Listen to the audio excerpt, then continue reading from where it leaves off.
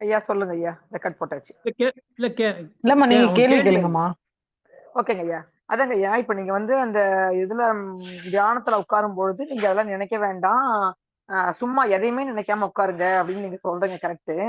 ஆனா வந்து, அ இந்த மருந்து சாப்பிடுறப்ப குரங்கு நினைக்காதன்னு சொன்னாங்களாக்கா, அந்த ஞாபகம் தான் வரும். அடடா! குரங்கு நினைக்காதன்னு சொன்னாங்களே, குரங்கு நினைக்காதன்னு சொன்னாங்களேன்னு சொல்லுவாங்க. அந்த கதையா தான் முடியுதுன்னு வச்சுக்கோங்களேன். அதுக்கு விளக்கம் குடுங்க ஐயா. மகிழ்ச்சி, மகிழ்ச்சி. அதாவது அருமையான ஒரு எல்லோருக்கும் தேவையான, எல்லோர் மனதிலும் எழக்கூடிய ஒரு ஐயம் தான் இது. நான் முன்னாடி பேசும்போது என்ன சொன்னோம்னா, எதையும் நினைக்காமல் உட்காருங்க அப்படின்னு நம்ம சொல்லல. எதையும் நினைக்கக்கூடாது என்ற முயற்சியோட உட்காரக்கூடாது. அதாவது தவம் என்பது நாம ஏதோ செய்யறது அல்ல. தவம் என்பது தானாக இயல்பாக அமையக்கூடியது. அப்போ நம்ம எதையும் நினைக்காமல் இருக்க போறோன்ற ஒரு முடிவோட உட்காரல. எந்த நினைப்பும் வரக்கூடாது என்ற எதிர்பார்ப்போட உட்காரல. எதையும் நினைக்காம இருக்க போறேன் அப்படின்னு முயற்சியோட உட்காரல. அப்போ முயற்சி இல்லாமல் இயல்பாக இருத்தல் தான் மனதில் எண்ணங்கள் அலைக்கழிக்காமல் இருப்பதற்கான வழின்னு நம்ம சொன்னோம். மனதில் எந்த எண்ணமும் இல்லாமல் உட்கார போறேன் அப்படின்ற முயற்சியே எடுக்கக்கூடாது. அத நம்ம முதல்ல சொல்லிட்டோம். அந்த எண்ணங்கள் வராம இருக்கிறதுக்கு காரணமே என்னன்னா, நாம அப்படி உட்காருவதற்கு முன்பும் நாம எது குறித்தும் ஆழ்ந்த பற்றும், ஆழ்ந்த வெறுப்பும் இல்லாமல் இருக்கும்போதுதான், நாம் அமைதியாக இருக்கணும் அப்படின்னு உட்காரும் பொழுது, நமக்கு எந்த எண்ணமும் தோன்றாமல் இருக்கணும் என்ற எதிர்பார்ப்பின்றி உட்காரும்போது தான், அந்த எண்ணமற்ற நிலை வரும். மனமற்று இருக்க வேண்டும் என்று நாம நினைக்காமல் உட்கார்றோம். அதுதான் அந்த நம்ம புரிந்து கொள்ள வேண்டியது. மனமற்று இருக்கணும் அப்படின்னு நம்ம சொல்லல. நாம என்ன என்ன நிகழப்போகுது, என்ன வருதோ அத பார்த்துக்கிட்டே இருக்கிறோம் அவ்வளவுதான். அப்படி பார்த்துட்டே இருக்கும்போது, அந்த மனதில் எந்த எண்ணமுமே இல்லாம அமைதியா இருக்கக்கூடிய ஒரு நிலை கிடைக்கும்.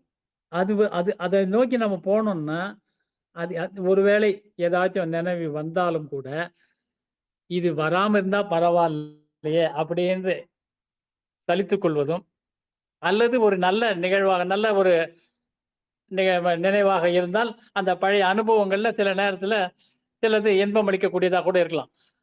இது பரவால்ல அப்படின்னு நினைப்பதும், இது வேண்டும், இது வேண்டாம் அப்படின்னு அந்த நினைப்புக்கு ஒரு மதிப்பு குடுக்காம, ஒரு அங்கீகாரம் குடுக்காமல், அல்லது அதை ஒரு கண்டுகொள்ளாமல், அதுக்கும் நமக்கும் ஏதோ தொடர்பு இல்லாதது போல, நம்ம எதிரில இருந்து கொண்டு ஒருவர் பார்ப்பது போல, நம்ம எண்ணத்தை நாம பார்க்கிறோம். நம்ம மனதில் வரும் எண்ணங்களை பார்க்கிறோம். அந்த மனமற்ற நிலைக்கு நிகழ்கணத்தில் இருப்பது என்று பெயர். அந்த மனதில் ஒரு எண்ணம் தோன்றும்போது நம்ம நிகழ்கணத்தில் இல்லை என்று ஆயிடும். ஏனென்றால் மனதினால் நிகழ்கணத்தில் இருக்க முடியாது. மனம் என்பதுதான். நாம மறவாமல் இருக்க வேண்டியது என்னன்னா, மனம்னா கடந்த காலம் அல்லது எதிர்காலம். கடந்த காலம்ன்றது பெரும்பாலும் கவலையா இருக்கும். எதிர்காலம் என்பது பெரும்பாலும் பதட்டமா இருக்கும். எப்படி நடக்குமோ, ஏதா நடக்குமோ, நல்லது நடந்தா பரவாயில்ல, இப்படி நடக்கலன்னா பரவாயில்லையே. அல்லது கடந்த காலத்துல வந்து இப்படி நடந்துச்சே, இப்படி ஆயிடுச்சே, அப்படி ஆயிடுச்சே. இந்த கடந்த காலத்திலும், எதிர்காலத்திலும் இல்லாமல் இருக்க போறேன், நான் நிகழ்காலத்தில இருக்க போறேன் அப்படின்னு நினைச்சிட்டும் உட்காரக்கூடாது. ஏன்னா அந்த நினைப்பு தான் பொழப்பு கெடுக்கும்னு சொல்லுவாங்க. அதுதான் அந்த குறிப்பா நம்ம தெரிஞ்சுக்க வேண்டியது. என்னன்னா, முயற்சி இல்லாமல் எதுக்கு முயற்சி இல்லாம? நான் எதையும் நினைக்காம உட்கார போறேன். அப்படின்ற அந்த புரிதலோடு அந்த ஒரு இதுவோட உட்கார்ந்தீங்கன்னா, கண்டிப்பா நினைப்புகள் கண்டிப்பா வரும். வருவது வரட்டும். நான் வர்றத கவனிக்க போறேன். அதான் சொல்லுவாங்க. தேடுவதை நிறுத்தினால், தேடியது அங்கே இருப்பது தெரியும். என்ன தேடுறோம் நாம? நமக்கு என்ன தேவை? அமைதி. எதுக்கு அமைதி தேவை? அந்த அமைதியில் தான் அடுத்து என்ன செய்ய வேண்டும் என்பது சரியாக தெரியும். அந்த அமைதியில் தான் எது நடக்கக்கூடியதோ அது மட்டும் நினைவாக வரும். கடந்த காலத்திலோ எதிர்காலத்திலோ இருக்கும் பொழுது நமக்கு அந்த உண்மையான எது நடக்கக்கூடியதோ, எது நடந்தால் எனக்கும் எவர்க்கும் இப்போதும் எப்போதும் உடலுக்கும் மனதுக்கும் இசைவாகவே இருக்குமோ, அது எப்போ அந்த எண்ணம் வரும்னா, நிகழ்கணத்தில் இருக்கும்போது வரும். அந்த நிகழ்கணம் என்பது ஆழ்ந்த அமைதி.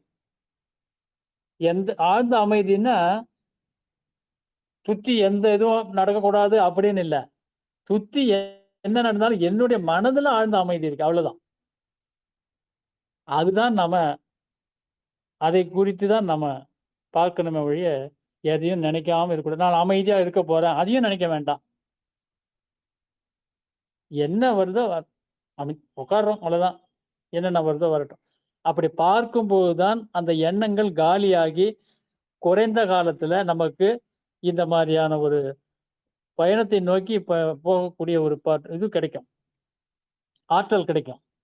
நம்ம இப்படி உட்கார்ந்த உடனே ஏதேதோ வருதுன்றதுனால என்ன பண்றோம்னா, நாம இத உட்கார்றதே விட்டுர்றோம். உட்கார்றத விட்டுறதுனால அது என்ன ஆகுதுன்னா, சேர்ந்துக்கிட்டே அந்த மூட்டை சேர்ந்துக்கினே இருக்குது. அந்த மூட்டை தான் நம்ம வெவ்வேறு பேர்ல அழைத்துட்டு இருக்கிறோம். சம்சார சாகரம். வினைப்பதிவே ஒரு தேகம் கண்டாய் அப்படின்னு சொல்லுவாங்க. அந்த வினையை தீர்ப்பதற்கு என்ன வினை? முன்னோர்கள் செய்த வினை வித்திலே உண்டு. மூளையிலே தந்தையலின் பதிவனைத்தும் உண்டு. பின்னே தான் புலனைந்தும் இயக்கிப் பெற்ற பழக்கப் பதிவுகளும் உண்டு. இம்மூன்றும் ஒவ்வொன்றாய் தன்னை உள்ளுணர்ந்து அகத்தவமிருந்து ஒவ்வொன்றாய் போக்கி வர வேண்டும்.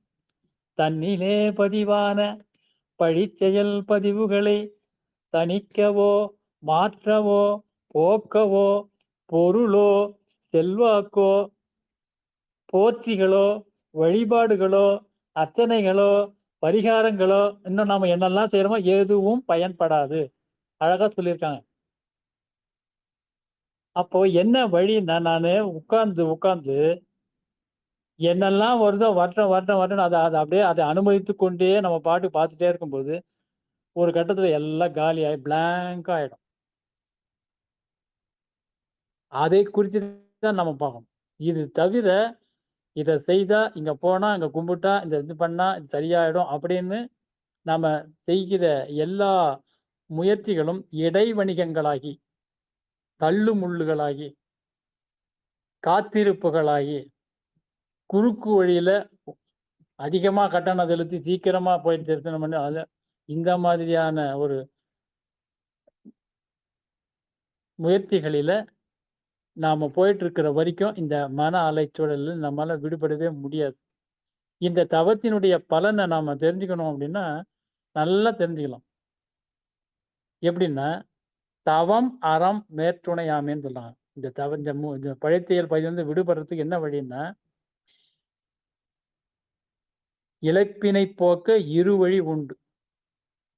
என்னன்னா, திளைக்கும் வினைக்கடல் தீர்வுறு தோணி, கிளைக்கும் தனைக்கும் இருவழி உண்டு. என்னன்னா, தவம், அறம் மேற்துணையாமே. தவம் என்பது மீண்டும் நாம் நினைவுபடுத்திக் கொள்ள வேண்டியது, எந்த வேலையும் செய்யாமல் கடமைகளை உதறிவிட்டு கடவுளை போற்றுவதோ, வழிபடுவதோ, அல்லது வாழ்த்திக் கொண்டிருப்பதோ, அல்லது வேண்டிக் கொண்டிருப்பதோ, கெஞ்சிக் கொண்டிருப்பதோ அல்ல. தன் வயமாக இருத்தல். தவம் என்பது தவம் செய்வார் தம் கருமம் செய்வார். தவம் என்பதற்கு என்ன வரையறை கொடுக்கிறார் வள்ளுவர்? தன்னுடைய கருமத்தை செய்வார். தவம் செய்வார் தம் கருமம் செய்வார். கருமம் என்ன? எனது உடலை நான் பராமரிக்க வேண்டும். உடம்பினை முன்னம் இழுக்கென்றிருந்தேன், உடம்பினுக்குள்ளே உருபொருள் கண்டேன்.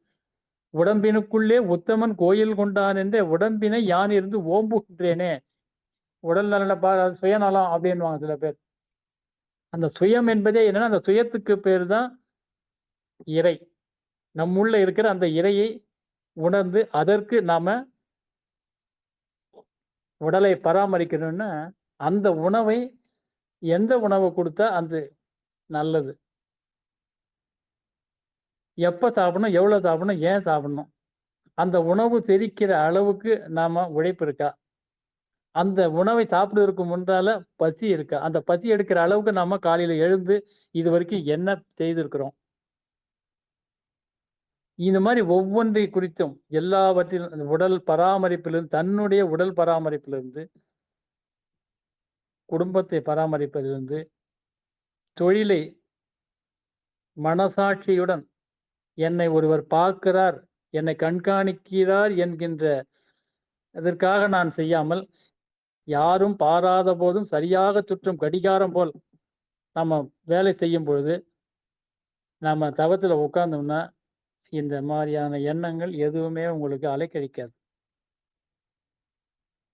ஆகவே, இது போல நாம இதை குறித்து எந்த எந்த நோக்கமும் இல்லாமல், எந்த முடிவோடும் உட்காரக்கூடாது. எதுவும் நினைக்க மாட்டேன். அமைதியா உட்கார போறேன். நான் தவம் பண்ண போறேன். அப்படின்லாம் எந்த நினைப்பும் தேவையில்ல. எதுவுமே தேவையில்ல. வெறுமனே உட்கார்றோம். ஆனா, அதுக்கான சூழலை ஆரம்ப கட்டத்துல தேவை. என்ன சூழல் அப்படின்னா, தலை, கழுத்து, மார்பு நேரா இருக்கணும். இப்ப அது வந்து தவம் பண்ணும்போது தான் இல்ல. இப்ப நம்ம கேட்டுட்டு இருக்கிறோம், பேசிட்டு இருக்கிறோம். இப்ப நான் பேசும்போதும் அப்படியே தான் உட்கார்ந்துட்டு பேசிட்டு இருக்கிறேன். நீங்க கேட்கும்போதும் ஏதோ ஃப்ரீயா, ஜாலியா அப்படின்னு இல்லாம இருக்கலாம். ஜாலியா இருக்கலாம். தளர்வா இருக்கலாம். உடம்பு தப்பு இல்ல. ஆனா, எந்த நிலையிலும் நீங்க உங்க தலை, கழுத்து, மார்பு மட்டும் நேரா இருக்கிற மாரி பார்த்துக்கணும். உட்கார்ந்தாலும் சரி, படுத்துக்கிட்டு இருந்தாலும் சரி, நின்னுட்டு இருந்தாலும் சரி. அது மாரி வைத்துக் கொள்வது. 2வது உட்கார்றதுக்கு இந்த மாரி ஒரு குறிப்பிட்ட நேரம் உட்காரணும்னு நினைக்கிறவங்க, தலை, முகம் அதாவது முகம், கை, கால்கள். குறிப்பா பின் கழுத்து, காதுகள், முழங்கை வரைக்கும், முழங்கால் வரைக்கும் சுத்தம் செய்து கொண்டு, நன்றாக ஈரமில்லாமல் துடைத்துக் கொண்டு, ஒரு 1/2 டம்ளர் வெதுவெதுப்பான தண்ணீர் அருந்திவிட்டு உட்கார்ந்தீங்கன்னா, இப்ப நேத்தே நம்ம அந்த மாரி செய்ய சொன்னோம். எவ்வளோ பேர் செய்தாங்கன்னு தெரியாது. அவங்க செய்தவர்களும் அவருடைய அனுபவத்தை இந்த இந்த இதுக்கு பிறகு சொன்னாங்கன்னா நல்லாயிருக்கும். ஏன்னா மற்றவங்களுக்கு அது உற்சாகமா இருக்கும்.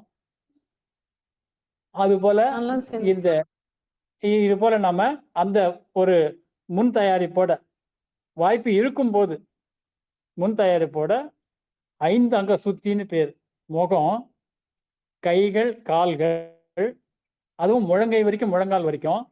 காதுகள், பின் கழுத்து.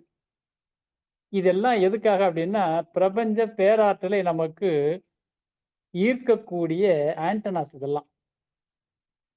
அந்த தூய்மையோட உட்காரும் பொழுது, இந்த உட்கார்றதுக்கு முன்ன நான் என்னெல்லாம் செய்துட்டு இருக்கேனோ, அல்லது அதுக்கு முன்னாடி என்னுடைய கடந்த காலத்துல இந்த ஆழ்ந்த பற்றும், ஆழ்ந்த வெறுப்பும் இல்லாத மனநிலை எல்லா வேலையும் செய்யறது தான் இதுக்கான நுட்பங்க.